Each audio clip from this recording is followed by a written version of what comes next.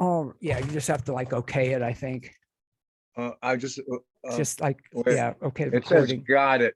So Okay, wait, yeah. hold on. Thank you for your help. Hi. Aye. Sorry. Hello. Good, Okay, cool. good, good, good. All right, ladies and gentlemen, we're back live with Brain Food from the Heartland, the Louis B. Free radio show. I am thrilled to have as my guest, Jack Starr. Jack, I'm thrilled. Good morning, welcome. Oh, don't freeze up.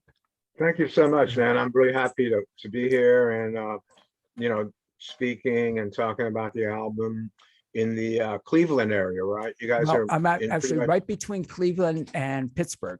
So, Oh, but great. yeah, yeah, Cool. yeah. Let's My talk about my son lives in Pittsburgh. Yeah, really. Wow. Well, we'll have yeah. to So chat off air about that sometime. Tell me, yeah, let's absolutely. when I read about you and we go back, you learned to play guitar by ear? Yes, I did. You know, I was in high school and Zeppelin 1 came out and Black Sabbath, the first album, and I really wanted, and 10 years after, and I really wanted to learn how to play those songs on those albums. And for me, the easiest way was just to put on the album and just repeat the song a bunch of times until it sunk in. And then I would recreate what I was hearing, you know, on those albums. So yeah, it was definitely by ear. So I've got to ask you, do you think you had like an inborn talent? Because I'm sure a lot of us, myself included, I've picked up a guitar and tried to follow some of those riffs, yet you've done it amazingly well. The rest of us sort of picked along, but not so amazingly well. Do you think you had like some sort of inborn? I know it takes a lot of practice. Don't misunderstand. I'm sure you practice a lot, but what about that? What are your Right. thoughts? Inborn? Well, do you you know, think it's kind of natural? like that old. No, I don't think I'm a naturally gifted guitar player. I think there are some people, they pick up the guitar and literally within a year or two, they're amazing. You know, like Eric Clapton. He started pretty late. I think he was like 17, and within 2 years, he was playing with John Mayall. Uh, you know, Eddie Van Halen, really a naturally gifted guitar player.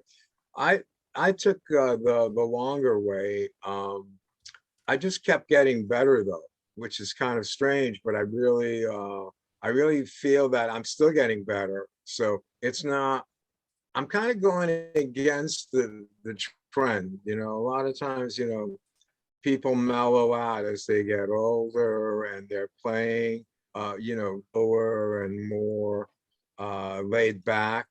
I'm kind of doing the opposite. Tell me a little bit more about that. Well, you know, I got into metal, heavy metal music a long time ago.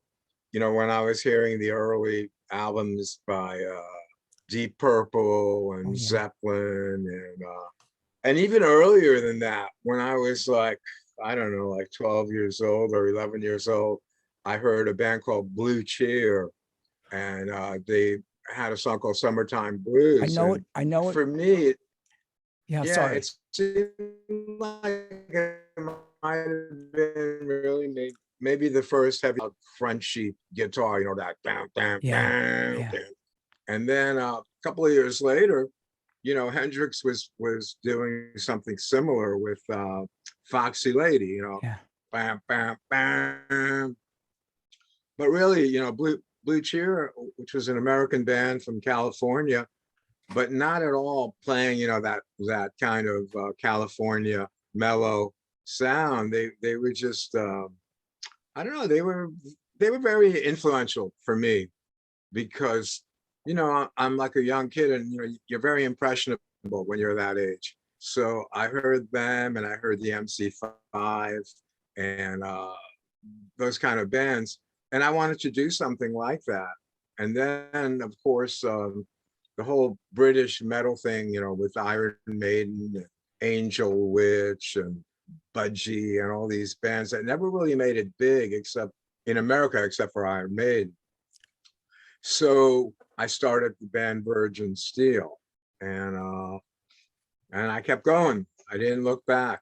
Tell me a little bit more about that. You just pushed forward, didn't, Virgin I think you Steel. froze on me. Yeah, it's freezing off and on a little bit. Sorry about that.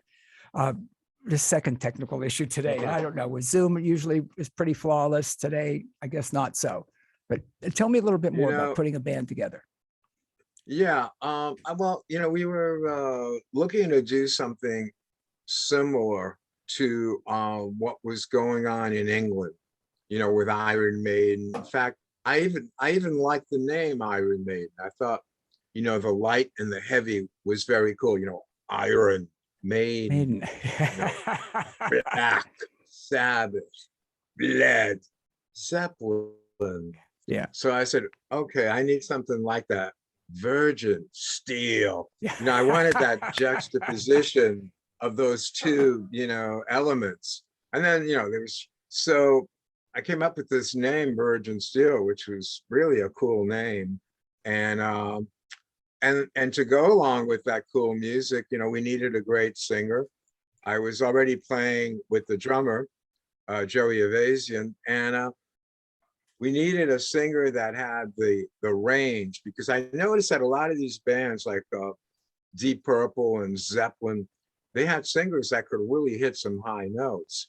If you listen to, The Immigrant Song by Led Zeppelin, when he's going, I can't do it because, I could never hit those notes, and I'm not the singer in the band, but, those notes are really high. Or if you listen to Child in Time, by Deep Purple. So we needed a singer that could do that. And we found one, and we were off to the races. We found a guy named Dave DeFay, great voice, and he had the range. And like I said, that was the beginning for us of this whole heavy metal journey that I've been on and that I still love doing. Someone just emailed, they want to know if you have a favorite guitar, if you don't mind if I ask. A favorite guitar? A guitar favorite. Yes, this is one of them. So for listeners, you're holding up a Fender Stratocaster, and this particular one is from 1986, and this one was made in Japan, which is kind of weird because a lot of people don't associate, Fenders with being made in Japan or being made in Mexico. But some of the best ones are actually made in Japan and in Mexico. But they're not as good as the one. Hold on, I'm going to get. Go ahead. Jack Starr is grabbing another guitar to show us. Jack Starr. We're going to talk about Burning Starr and Soul of the Innocent. This is my main guitar right here. Oh, for those. This is a 1987 American-Made Stratocaster. And for people that are really into it, it's a E series. And a lot of experts on Stratocasters are better than some. It was the beginning of the American standard, is what they called it. So again, and that one looks like it's well played, well used, correct? Yeah. That's my main guitar, and that's seen a lot of action, a lot of clubs. It's been overseas a bunch of times. It's been mishandled by air. Oh, wow. The luggage compartment stomped on, and it's still ticking, and it's a really good guitar. Oh, it looks great. Thank you, ladies and gentlemen. Talking with Jack Starr. So progress a little bit. Virgin Steele and the albums. What was it like back in the early 80s for you, with Virgin Steele? Go ahead. Yeah. Well, we felt we were onto something. There was this new style of music that we were doing, and we were kind of part of that whole movement. In England, they called it the new wave of British heavy metal, and in America, we called it the new wave of American heavy metal. And so we had bands like Manowar and Riot and Jag Panzer, the Rods, you know, just those kind of bands that were not in the mainstream, but playing this kind of metal that was very, and we, you know, so we enjoyed being part of that whole thing, you know. And when we came out with our album in 1981, there wasn't a whole lot of that music going on. And actually Metallica was starting up the next year, and the guy that produced my first solo album also worked with Anthrax and Metallica and a bunch of other bands, you know, from that time period. The guy's name was Carl Kennedy, and he was the drummer of the Rods, and he also played drums on my first solo album, Out of the Darkness. And to give credit where credit is due, Carl also hooked me up with the label that I'm on now, which is called Global Rock Records, and they're based out of England. And he also kind of hooked me up with the manager that I have now, which is Giles Lavery. And Giles is originally from Australia, but he lives in Germany, and he's working with the British label Global Rock, which is owned by Bryan Adams, but not the Bryan Adams that we. Not that Bryan Adams, right? Just an English guy. Yeah, just an English guy with the same name. When you touring again, well, in fact, let me ask you about COVID. What was it like through COVID with you? Well, we didn't really play during that whole time. We did a couple of concerts, but they were outdoor concerts. Yeah. You know, it was difficult because you know, a lot of people were really afraid to socialize, you know, and talk to each other, and be in the same room with each other. You know, it was a kind of a scary time, but we did persevere and record the album while COVID was happening, and our band got together and we recorded and rehearsed, and we actually did a couple of shows. The bass player in our band, his father-in-law who passed away was Paul Chapman. Now Paul Chapman was in a band called UFO, so when he passed away, we did a big benefit concert for him here in Florida where we live. And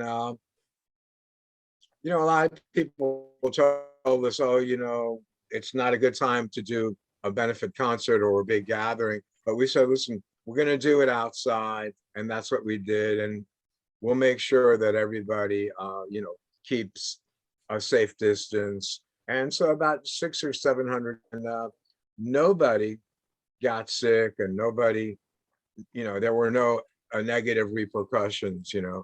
So we really struggled as best as we could to keep going while most of the country was in a lockdown.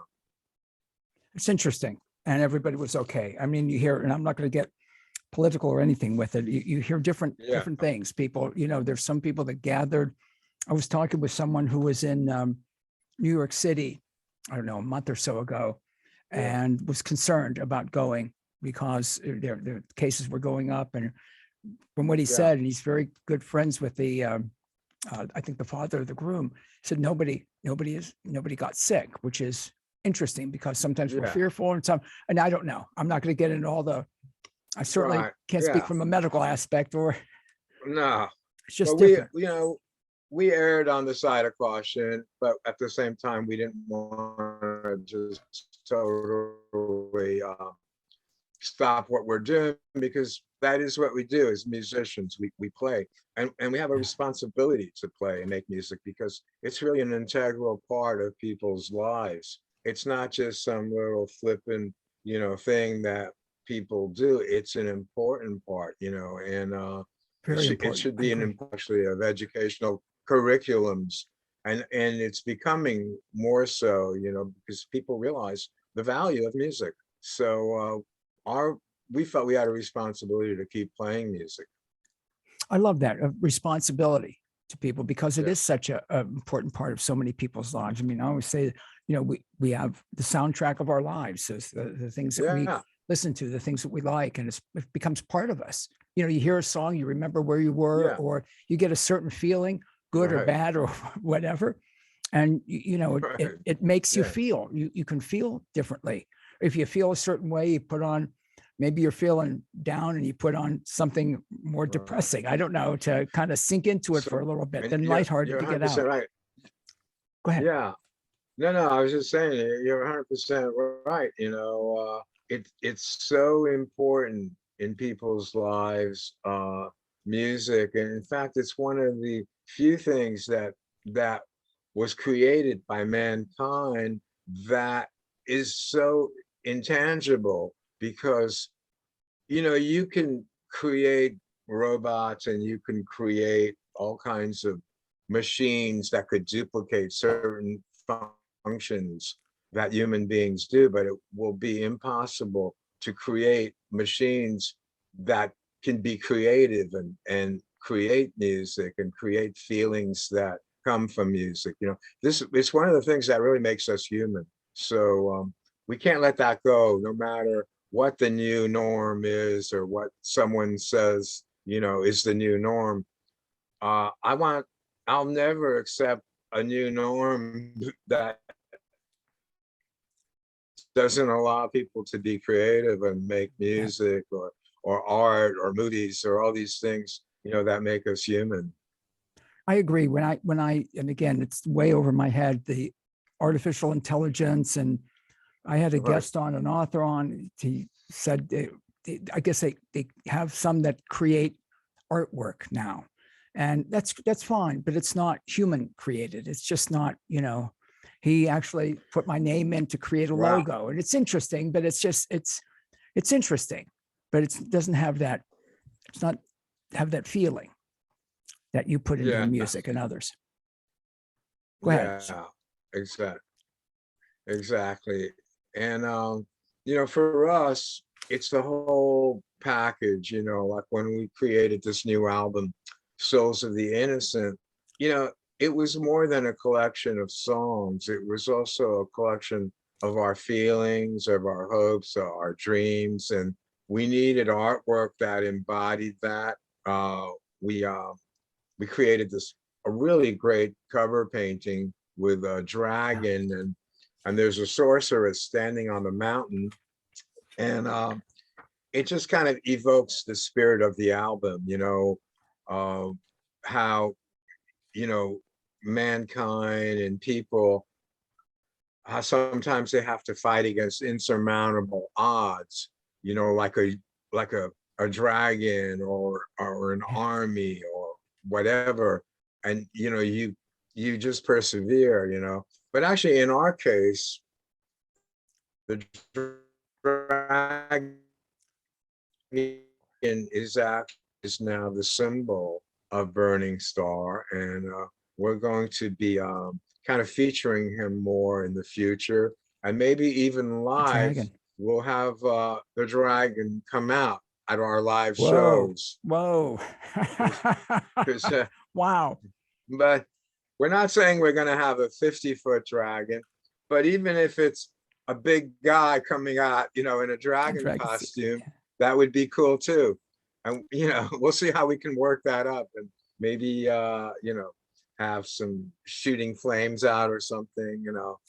We have to do it. I just want to make it a bit more theatrical and fun It's interesting. because really music and metal and yes, there's a gloom, doomy side to it. Sure. And certainly on our album, it's pretty evident. But that Yes, very said, much so. it should Go also ahead. be fun, you know. And it's like when Robert Plant said, you know, does anyone remember laughter?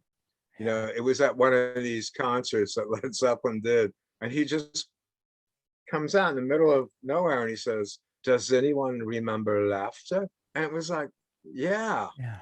Thank you for reminding us, Robert. We need to remember to be happy, you know, because if not, what's the point of it all? you know? Wow, Jack Starr, I agree with you 100%. And I love hearing that from you because, again, people that don't listen or don't know or just assume metal is in a certain category, and it's all, like you were saying, doom and gloom or whatever, just hard Yeah. and negative. And I love that about you, Right. that you want, to have fun with it and have some Right. upbeat. So where do you think that comes from in you? That that with all your Well, successes, that you want that happiness. well, I'm a hopeful person. Yeah, I think I got it from my mom. She's very optimistic. I've always Wow. felt that the glass is half full. It's not half empty. And I want it to be full with really good wine or a really nice craft beer. There you go. You know, it's I just think that people deserve to be happy.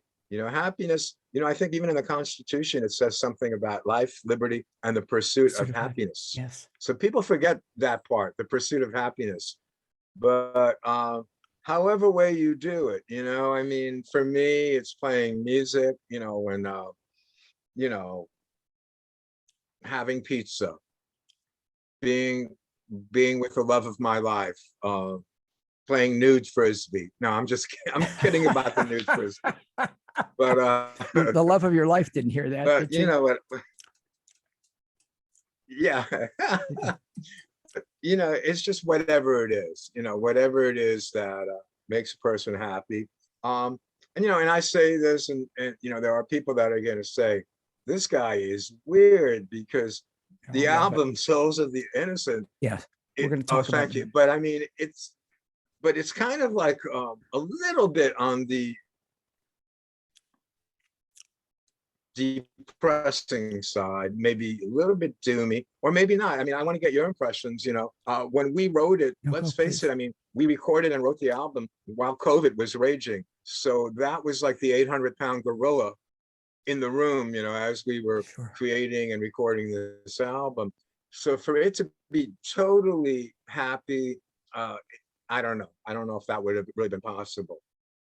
I've got Jack Starr. I'm really interested in some of this. And by the way, and of course, we're going to talk about the album in just a couple minutes, but I love hearing this side of you because, again, people will read the titles of the songs or listen to the songs or, again, make assumptions about metal and not hear that other side. So I'm really grateful that you shared that with us and shared that about your mom and her optimism.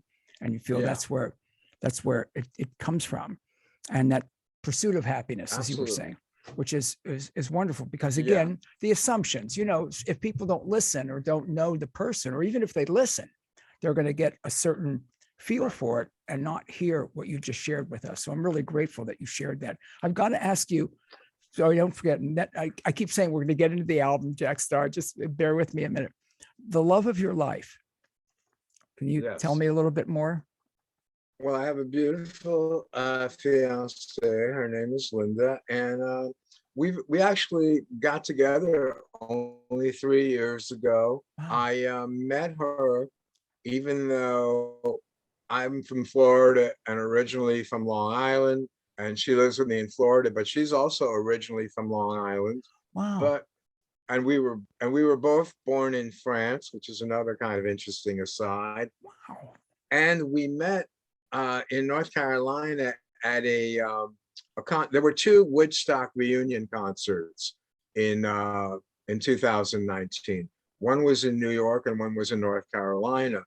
The one in North Carolina had a lot of the acts, from the original Woodstock, like Can Heat, Jefferson Starship, John Sebastian, Meloni, 10 Years After, Mountain, a lot of the original bands that actually performed. And I was really honored that I was asked to perform there, even though obviously I didn't play at the original Woodstock, but I was asked to perform at the reunion concert through a person that we do shows with in Florida from Space Coast Harley Davidson, a guy named Tim Bishop. And originally this Woodstock concert was going to be in Florida, but then it got shifted to North Carolina. So my band and I, my other band, not my metal band, my other band, which plays blues and classic rock, we were asked to perform. And it was like, hell yeah, I want to be on the same stage with 10 Years After and John Sebastian and, the guys from Mountain. And, so it was a big honor for me. And that's where I met Linda. She was the publicist for that concert. So I met her and I was, we just hit it off right away. Right away. Yeah. Yeah, right away we hit it off. And we've been together ever since. So it's cool. So good things can happen from rock and roll. Great things. That sounds A great. lot of good things. And Jack Starr, I really appreciate you Great sharing that love story. things. That's absolutely wonderful. And again, folks, for viewers, yeah, it's Yeah. freezing up a little bit once in a while, but if you're cool with it, Jack, I'd like to just push through because it's not too bad at this point. But I really, Yeah, that's Let's do it. a beautiful love I've story. got plenty of time. It's a beautiful love story. And again, I appreciate you sharing that so much. And again, Yeah, it was. speaks to your heart. Go ahead.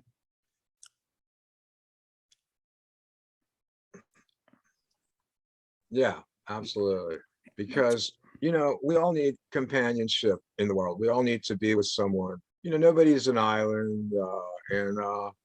And however and whatever and whoever you find love with is good because we are meant to be sharing love and living not isolated and lonely, but with a person to share our lives with. So I think that's important.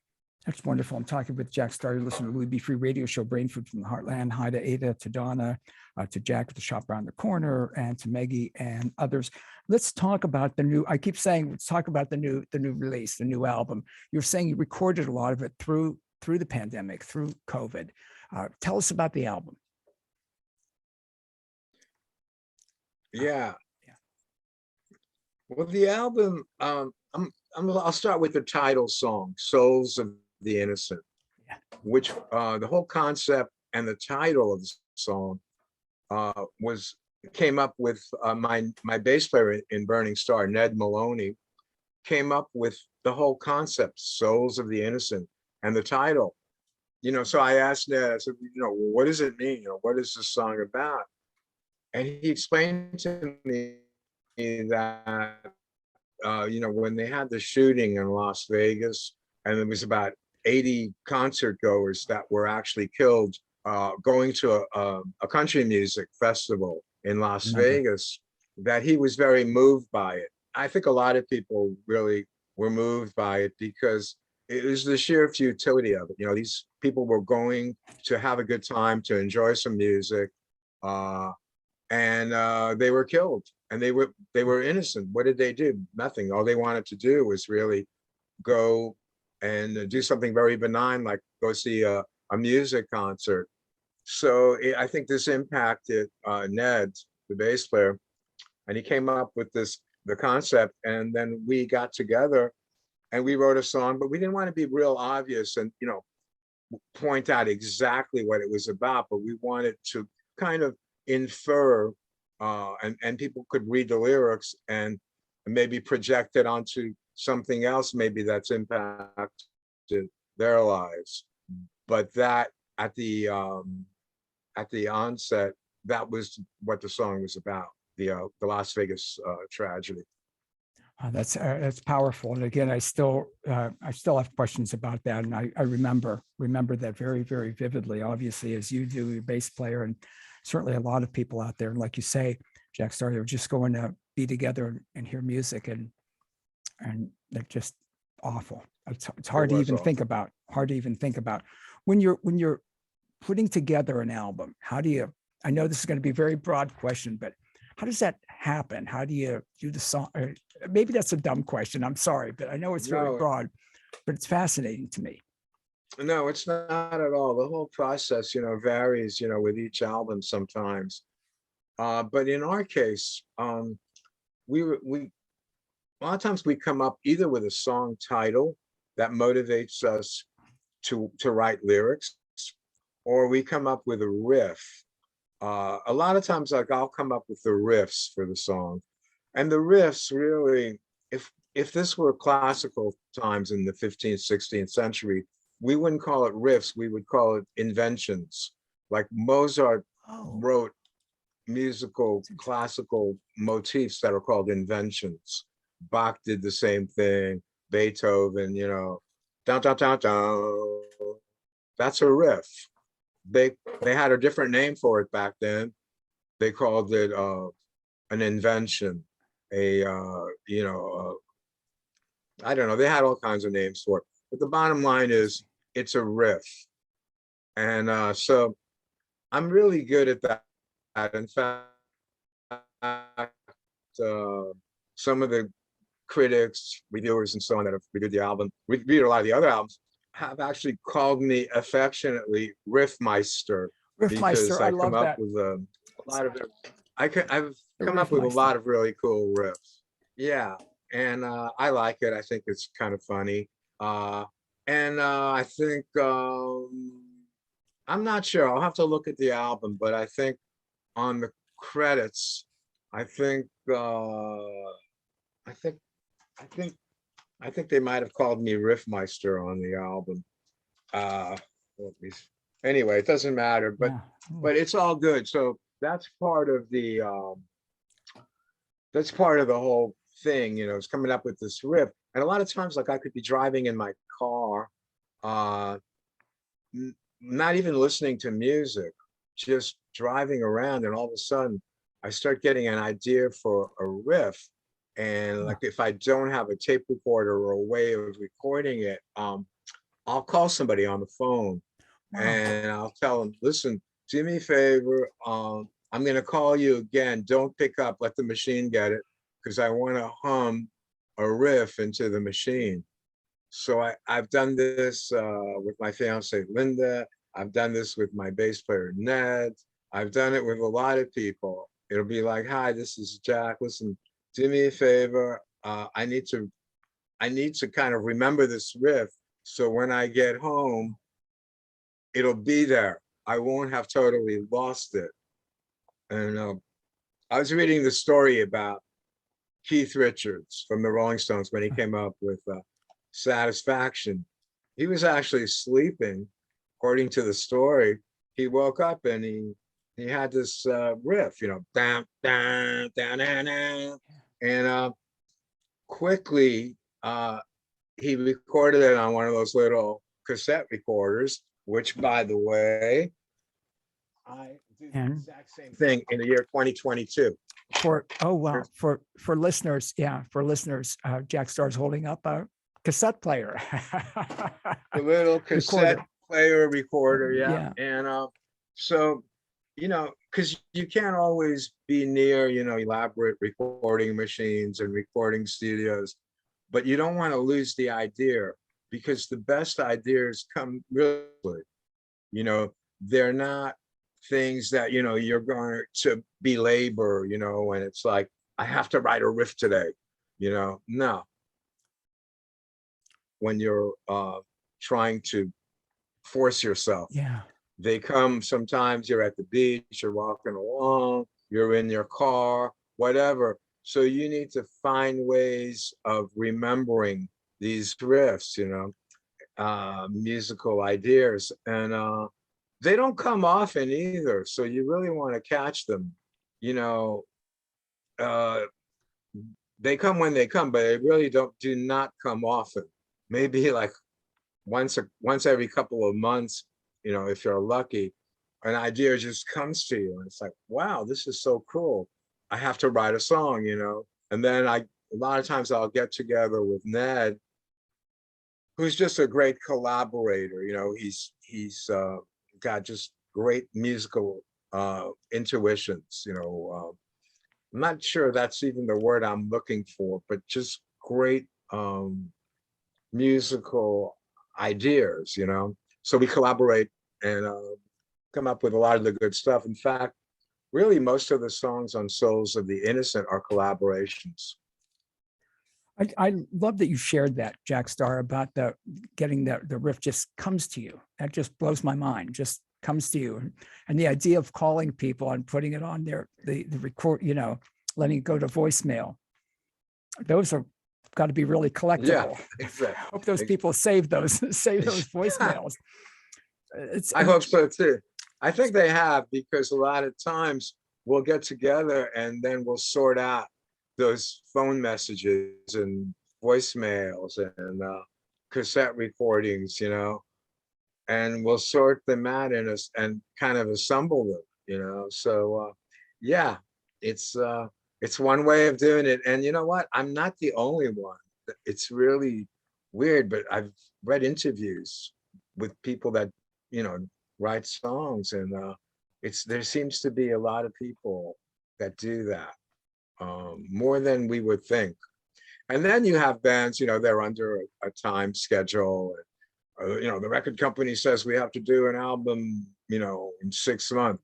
What have you got? And they're in there and they're, but so we haven't done it that way, which is good for us, So just again, I'm repeating myself, Jack Starr, but it just comes to you. I just think that's incredible, because when you say that, to try to force it, I don't even know how you would do that. Yeah. As I'm thinking about it.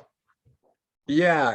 And it's great, that music can flow out of a person. And even if it doesn't flow out all the time, just as long as it comes out, and as long as it continues to do so, then I'll be a very, very happy person. I hope it never dries up. Well, it hasn't in all these years, so I can't imagine. I can't imagine. Comes from some. That's fascinating. The new album. Talk a little bit about the release. Yeah. Well, the album will be released on July 15th, 2022. So we're a couple of weeks away from the release. The record company Global Rock, which is headed by Bryan Adams, they're really very supportive of our band Burning Starr. And they decided that we need to make an impact, not just with interviews and with the music, but also through videos. So we made so far 3 videos for this album. The first video aired on YouTube and on social media actually 10 days ago. I know that because it says so on YouTube, 10 days ago. And we're closing on maybe 5,000 views already in 10 days, which is really not bad, because let's say hypothetically, if we could keep getting like 5,000 views every 10 days, we probably would end up at maybe, I don't know, 200,000-300,000 views. And that's really good. That really puts us in a very nice category of musicians and bands, that are getting recognition. So Bryan Adams and our manager, Giles Lavery, they believe in the importance of, putting ourselves out also through video. And that's what we've done. And the new video comes out on the 1st of July. And we're really excited because it's a great song. The first song is great. It's the title track, the first one. But this new one is really one of my personal favorites. It's called Demons Behind Me. And I just want to make clear great song, to by the way. Go ahead. Oh, thank you. You've actually listened to that one? Yes. Cool. I've got that, through John, very cool. through our mutual friend, John. Oh, very cool. Well, I'm glad. I don't know if I'm allowed to say that. I'm allowed to say that, right? Absolutely. I love absolutely. Go ahead, Jack. I'm sorry. No, absolutely. We have a great publicist right now, John Lappin Enterprises, and he's really been a tremendous help to getting the word out and getting people to hear about this album. And that's another thing that I'm really grateful for our label and our manager for hooking us up with John Lappin. I love John. And, he's doing a killer job. John knows I'm a real pain. He'll tell you. We have Well, I fun. think I'm starting to fall into that category too. So maybe He maybe said we have wonderful something in things about common. you. I got to tell you, Jack, he said great stuff about you. All right. Well, that's Go cool. ahead. I'm sorry. So getting back to this, the new video release, July 1st. It's for a song that that Ned and I wrote called "Demons Behind Me," and you know, a lot of people, you know, when they hear the word demons in heaven, another one of these, you know, stupid satanic metal songs. Yeah. So I want to make it clear, it isn't. When we talk about demons behind me, we're talking about the demons of alcoholism, of drug abuse, of sex addiction, gambling. We're talking about real demons that affect people and hurt people. And what we're saying in the song is we want those demons to be behind us, demons behind it. We want them to be in our rearview mirror and in our past, so that when we move forward in life, we're moving forward, but we've gotten rid of those demons. And hence the song title, Demons Behind Me, which is kind of almost a biblical reference, because I think in the Bible, it says something like Satan behind me, which means, you know, we want evil and Satan and all that and demons to be behind us, not confronting us, but in our past. And so Demons Behind Me is about, it's about those real demons that people struggle with, like alcoholism and drug abuse and all that stuff, you know. And those are the real demons, the you know, goblins and witches and monsters. I mean, I don't really believe in their existence, you know. It's cute for Halloween, but those aren't the real demons. And the real evil is the evil that men do to each other, you know, like the Holocaust. That's real evil. Like you know, World War II, 50 million people died in that war. Like all these wars, and most of them, I don't want to say all of them, but a lot of them were really could have been avoided, you know. And so it's always sad, you know, what man does to man, you know. You know, and so we really have real demons, real evil. And I'm not saying that, you know, that it's impossible, you know, that Satan exists or demons. I'm just saying that in my mind, the more troublesome is the everyday demons, you know, what people face every day, you know. I love how philosophical you are and explain that. And again, it's so important because again, people have that idea of what heavy metal, what metal is. And then when you explain that, because you look at some of the titles of the songs, you would think differently. Yeah. And they're beautiful. And again, I love that. And I love the videos, and I'm looking forward. So the other one drops on Friday, right? Is that on the 1st? Friday. Great. You know, this Friday, I would really urge your listeners to go to YouTube and check it out. You know, Demons Behind Me by Burning Starr. Burning Starr, Jack Starr is my guest. Jack, if you can hold on 1 minute, I want to talk to you off air. I've loved talking with you. I'd love to get you back, maybe closer to the release or after the release. There's so many more things I want to talk with you about. But again, we've got links up at louisfreeshow.com and WFMJ.com, Louis B. Free Radio Show, Brainfood from the Heartland, copyright Be Free Radio Limited, 2022, produced by lovely Ms. Bunny Face in cooperation with White Rabbit Productions. Jack Starr's Burning Starr. I can't wait for the album. I love what I've been able to hear of it, but talking with you and you sharing your love story and the philosophy and how the riffs come to you just blow me away. What an honor to have you on. Thank you. Thanks. Hold on just 1 minute, if you would. Thank you. It was really my pleasure. And I hope one day to be out Oh, I would love to meet. I would love that. I would love that. Stay with me if you would, just for, can you, for 1 minute? Off air. All right. Ladies and gentlemen, I will be back, right? Absolutely. I will be back right after. Yeah,